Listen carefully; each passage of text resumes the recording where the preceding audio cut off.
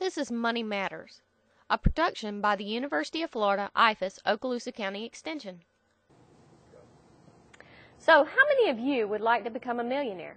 Chances are most of us would. Oh, I agree there.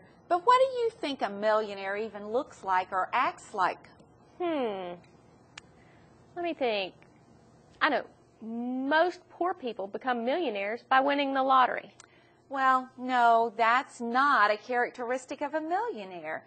Even though someone might win the lottery, chances are they don't stay a millionaire because they don't know how to manage that money. Your chances are greater at being struck by lightning than they are at winning the lottery. What else do you think?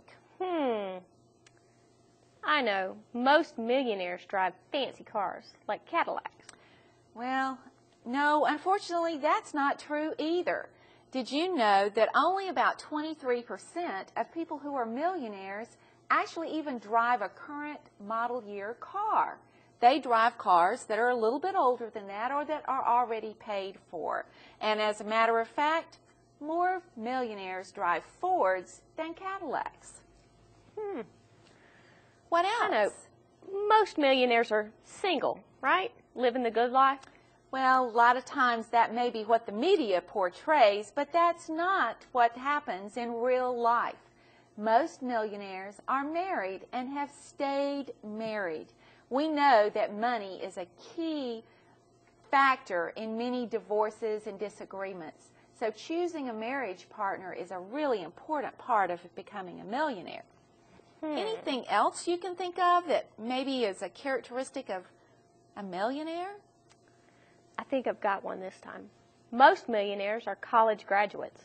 Well, you're right. As a matter of fact, 4 out of 5 millionaires are college graduates, and 18% of them go on to actually have an advanced degree. Staying in school is very important in your quest to become a millionaire. So we've learned the first important lesson to becoming a millionaire. That's to stay in school. Even a high school dropout will probably earn about $1 million over their course of work life. But that only equals out to about $15,000 to $20,000 a year, and it's hard to make ends meet on that salary. Just having a bachelor's degree doubles that income earning. So, let's look at how to become a millionaire. Oh, good. I think there are 4 things that we need to look at. The first thing that we want to think about is savings. In other words, begin saving and begin saving early. You need to set some financial goals, something that you're interested in saving money for. It might be a vacation, it might be a house, it might be education, or even retirement. But set some goals and try to stick to them. One of the key things, though, is to establish an emergency savings fund because we know that, well, things just happen. I mean, cars break down, kids have broken arms, so that emergency savings is a key factor also in that number 1 habit of millionaires, savings. The second thing that you can do to become a millionaire is to live within your means. If you are spending more than you're earning, then you need to do one or 2 things. Increase your income or reduce your spending. Well, the third factor in becoming a millionaire is to reduce your debt. One of the things people have is credit card debt.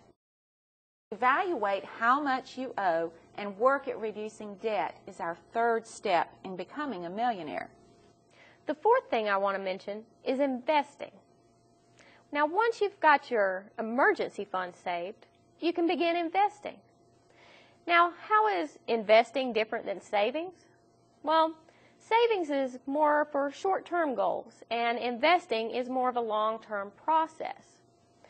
And another way that they differ is that savings accounts and CDs are guaranteed, whereas riskier investments such as stocks and bonds are not guaranteed and can lose money, as we're seeing today.